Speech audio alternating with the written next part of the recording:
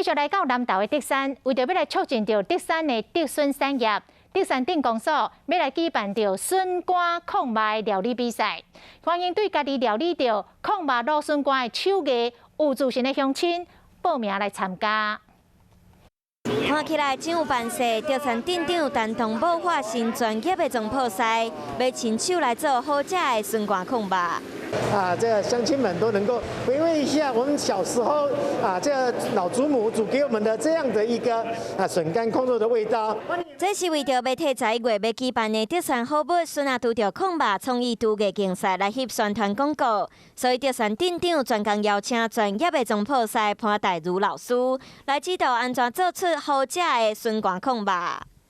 我们的重点就是在我们的笋子跟我们的肉你卤出来的那个色泽好不好吃？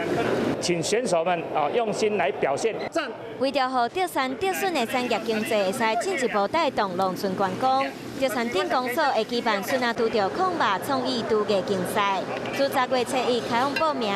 有兴趣的民众拢会使伫德山镇公所的网站查到相关的资讯。